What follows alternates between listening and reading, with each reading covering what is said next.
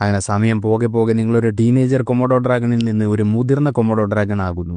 അപ്പോൾ നിങ്ങൾക്ക് മനസ്സിലായി തുടങ്ങുന്നു ഈ ലോകം നിങ്ങൾ വിചാരിച്ചതിനേക്കാൾ വലുതുമാണ്, ഒരേ സമയം ചെറുതുമാണ് എന്ന്. ഈ ഐലൻഡ് വളരെയധികം വിശാലമാണ്, പക്ഷെ അവിടെയൊക്കെ ഈ മറ്റു കൊമോഡോ ഡ്രാഗൺസിനെ തട്ടി നടക്കാൻ പറ്റാത്ത അവസ്ഥയുമാണ്. ഓരോ കൊമോഡോ ഡ്രാഗൺസും ഓരോ സ്ഥലങ്ങളും തങ്ങളുടെ ടെറിട്ടറിയാണെന്ന് പറഞ്ഞ് പിടിച്ചടക്കുകയും ചെയ്തിരിക്കുന്നു. അപ്പൊ നിങ്ങൾക്കും വേണ്ടേ സ്വന്തമായിട്ട് ഒരു ടെറിട്ടറി?